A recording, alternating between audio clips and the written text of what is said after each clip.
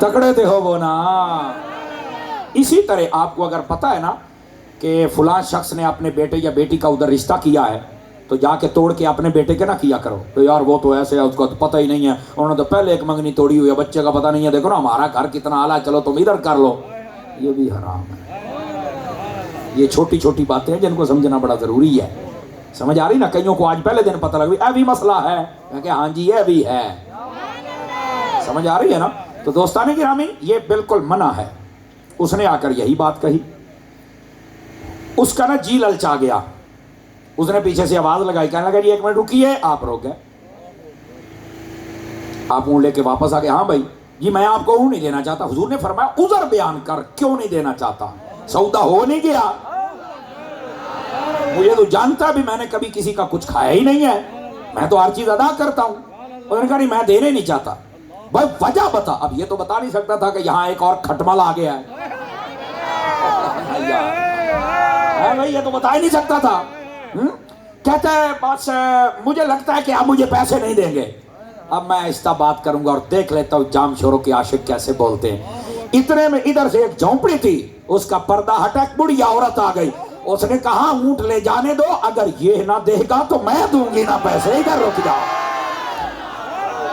उन्होंने कहा अम्मा तुझे कैसे यकीन है? जवाब सुनना।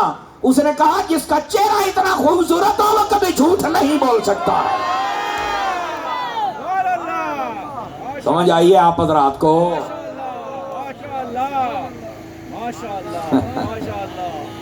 बढ़िया एटमा हो यार हैं। नात खानों को फरमाइशें आती हैं, मैं पहला मौलवी हूँ, मुझे भी फरमाइशें आती हैं। चलो खैर बहरहाल याद रहा तो मैं अर्ज कर देता हूँ जी आपको। दोस्ताने गिरामी ये है ताजदारी मदीना सल्लल्लाहु अलैहि वसल्लम का हुस्न अक़दस। वो बुढ़िया कहने लगी जिसने कुल्ली लगाई हुई थी, उसने कहा ना मैं दूंगी, ये चेहरा नहीं देख रहे हो? इमाम जलालुद्दीन सुयूती शाफी रहमतुल्लाह तआला आपने खसाइस के अंदर इस बात को लिखा है, तवज्जो है। आप फरमाते हैं कि 3 भाई थे, जंग लड़ रहे थे और रूम के बादशाह ने कैद कर लिया। जब कैद कर लिया ना तो कहता है कि अपना दीन छोड़ दो, जो कहोगे दूंगा। उन्होंने कहा जी जो करना है कर ले, दामन मुस्तफा नहीं छूट सकता है।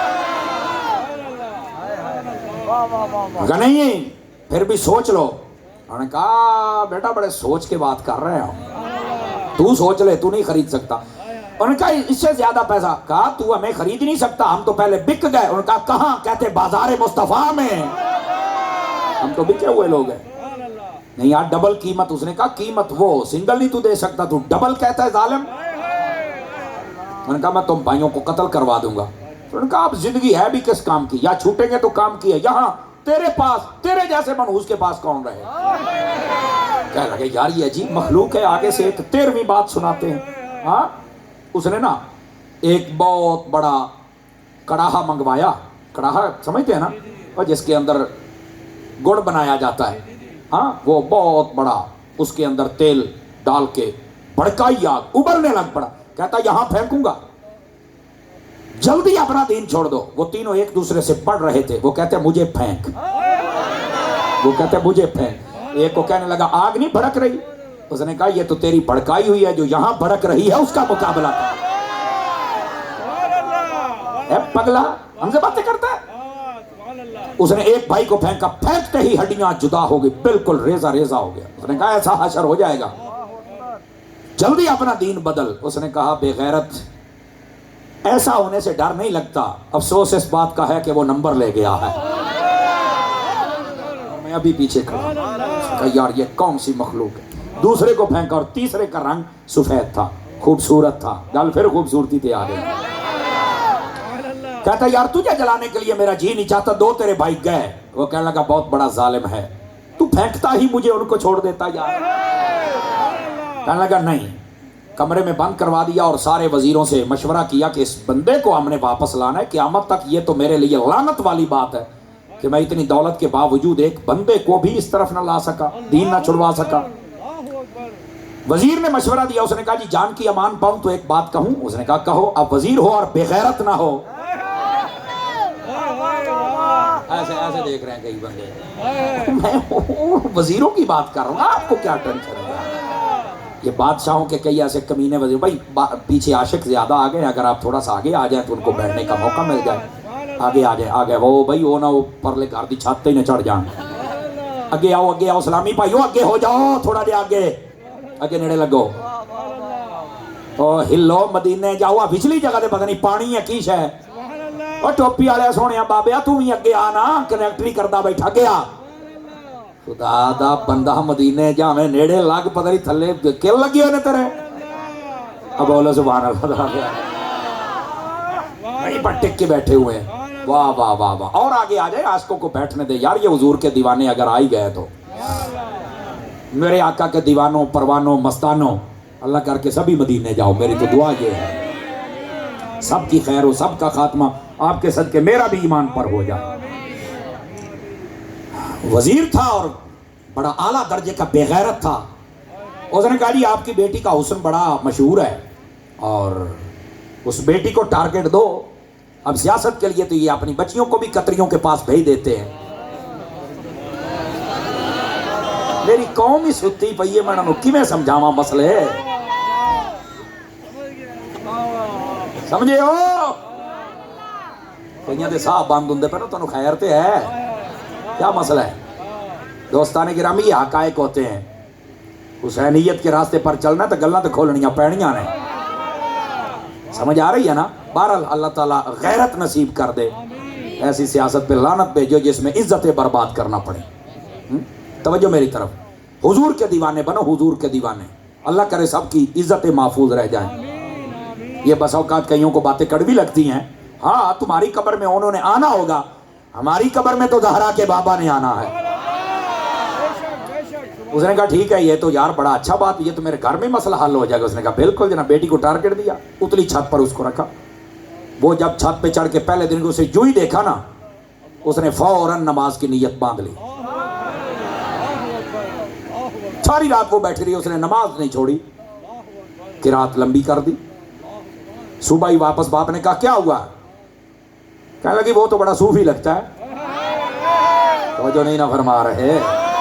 ان کو تو کوئی بیارہ درجے کا بے غیرت چاہیے ہوتا ہے.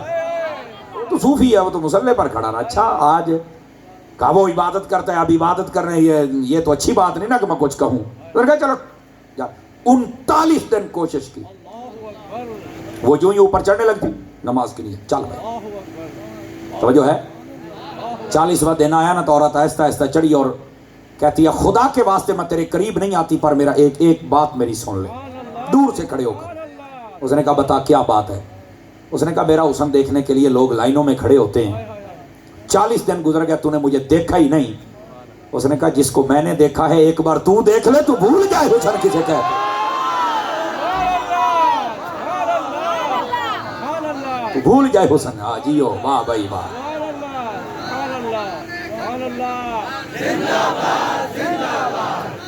ٹائم بتاؤ. توجہ ہے.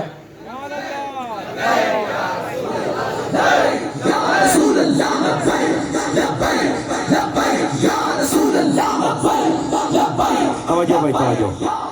اس نے کہا جس کو ہم نے دیکھا تو دیکھ لینا, تو بھول جائے حسن کسے کہتے ہیں. اس نے کہا اچھا ہم سے بھی کوئی حسین ہے. اس نے کہا تو تو کچھ بھی نہیں. ان کی تو گرد راہ پر بھی لوگ اپنی نگاہیں بچھاتے ہیں. کون؟ اس نے کہا میرے حبیب جن کا کلمہ پڑھا ہو. کہا پھر مجھے بھی دکھا. اس نے کہا یہاں سے نکال دکھاتا ہوں. اس نے اپنے باپ سے رات رات پیغام بھیجا, یہ چاہتا ہے کہ میرے ساتھ تھوڑی سی سیر کر کے آئے. آج کل کے لفظوں میں کہتے ہیں پکنک پہ جا رہے. آؤ بیٹھے ہو, پکنک پہ جا رہے ہیں بچے نا, یہ 12ویں جماعت کا پکنک پہ جا رہے ہیں. اوے اپنی جوان بچیوں کو ساتھ بھیجنے والوں, مر تو نہیں گئے ہو, اگر زندہ ہو تو نظر نہیں آتا میری جوان بچی کیا کرے گی وہاں جا کے. یہاں جاتے ہی محسوس ہوتا ہے کہ بچیوں کی بس الگ ہے, بچوں کی الگ ہے. یہ تو پتہ چلتا ہے نا جب نوری آباد کراس ہوتے تو آدھے ادھر, اور ساتھ ہی پینٹ, اور ساتھ ہی کیمرے, اور ساتھ ہی پارک, اور ساتھ ہی پھر ہوٹل, اور ساتھ ہی پھر ساحل سمندر, اور ساتھ ہی سب کچھ. مر گئی یہ غیرت. آنکھوں سے دیکھتے ہو پھر چپ رہتے ہو.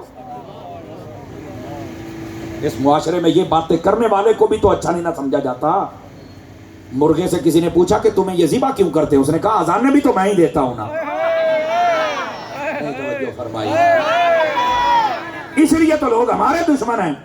دین کی اذان بھی تو ہم ہی دیتے ہیں نا, اس لیے تو ہمارے دشمن ہیں. اور ہمارا ہے بھی کیا؟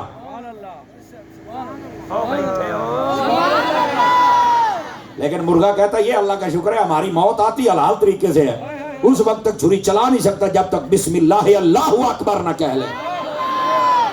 موت تو بڑوں کی آتی ہے پر غازی ممتاز جیسی کسی کو آئے.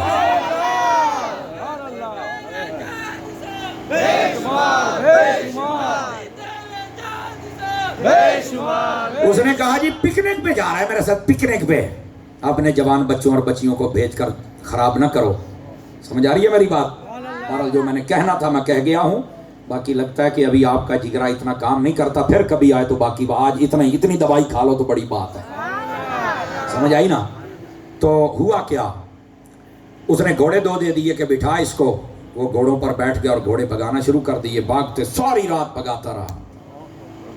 فجر کا وقت ہوا نا, تھوڑا تھوڑا پیچھے سے نظر آنے لگے تو پیچھے سے گھوڑے بھاگنے کی آواز آئی. عورت رو پڑی, کہنے لگی آگے بھی نہیں پہنچی اور باپ بھی چھوڑ بیٹھی ہوں حسن دیکھنے کے لیے, اور پیچھے سے بندے بھی آ گئے. اس نے کہا رک ذرا نا.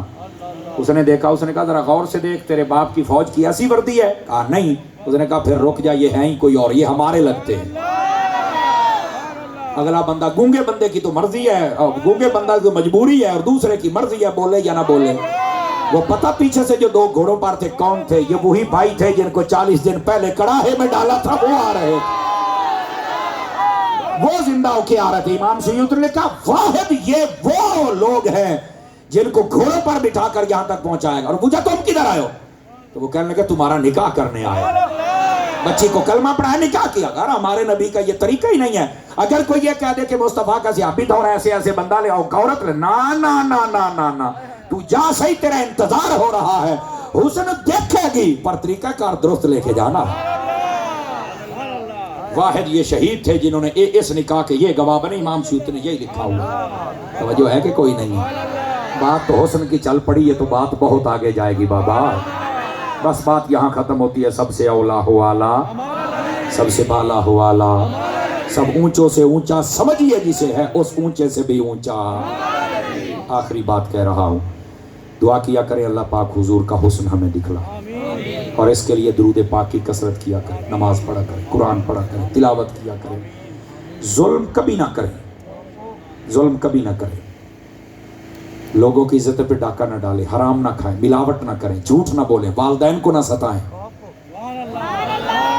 Are you understand? یہ باتیں نہ کیا کریں. یہ باتیں انسان کو تباہ کر. بظاہر یہ ایک ڈھانچہ ہوتا ہے جو کہتا ہے کہ میں بڑا جوان ہوں اور میں کیا کڑیل بندہ ہوں. نہیں نہیں نہیں, تیرے ساتھ وہ حشر ہوگا تم نے سوچا بھی نہیں ہوگا. آج یہاں یوں رہو, ایسے یہاں جھک جاؤ. جب حضور کی کوئی گستاخی کرے پھر یوں کھڑے ہو جاؤ. یہ اصل زندگی جینے کا مزہ ہے. ایسے جیو گے تو کام بنے گا. غوث پاک کی زندگی کی تعلیمات بھی یہی تھی. ساری زندگی میں محبوب کریم صلی اللہ علیہ وسلم کی تعلیمات پہ عمل کرنا ہے. وقت کے دامن میں گنجائش کوئی نہیں, میں نے آگے چل کے بھی سبق سنانے ہیں. وقت وہ جو آپ کا پورا ہو گیا, انشاءاللہ زندگی نے کبھی وفا کی تو آئیں گے اور پھر آپ کو صرف غوث پاک سنائیں گے. آئی تو صرف ایک ہی بات سنائی. اللہ تعالیٰ نے قرآن مجید میں کیا فرمایا؟ والضحیٰ, فرمایا قسم ہے چاشت کے وقت کی, واللیل اذا سجا, اور قسم ہے رات کی جب چھا جائے. اس کی دو تفسیریں علماء نے کی.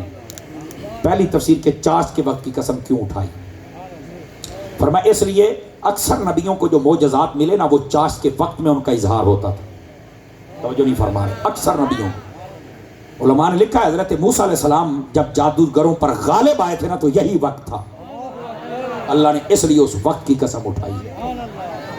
جب باقی غرق ہوئے تھے فرعون لوگ اور باقی سارے, یہی وقت تھا. باقی وہ اور بھی ہو سکتا ہے لیکن بعض مفسرین کرام نے یہ بات لکھی ہے. چاشت کا وقت نکھرا ہوا وقت ہوتا ہے. چاشت کی قسم اس لیے کھائی جیسے وہ نکھرا ہوا ہے ویسے ہمارے حبیب بھی نکھرے ہوئے. اور دوسری تفسیر جو سب نے کی ہے وہ ہے, فرمایا اس والضحیٰ سے مراد حضور کے چہرہ اقدس کی قسم ہے. فرمایا حبیب تیرے چہرہ اقدس کی قسم ہے. اور واللیل اس سے مراد زلفیں ہیں. جب حضور کنگھی کرتے تھے نا تو پہلے آگے کی طرف اور آگے سے پیچھے اٹھا. جب آگے آتے تھے نا تو فرمایا بیچ میں سے نا چہرے کی لائٹیں نکلتی تھی. تو فرمایا واللیل اذا سجا، اس رات کی بھی، یعنی ان زلفوں کی قسم جو سامنے آتی ہیں پر فرمایا ان میں سے بھی جو حسن نکلتا ہے وہ حسن ہمارے یار کا ہے. تو اجے میرا محبوب نے ڈٹھا جنہوں ویخ کے چند شرماوے. اللہ تعالی ہم سب کی حاضری قبول فرمائے. دعوت اسلامی کو جانتے ہیں؟ تعاون فرمایا کر.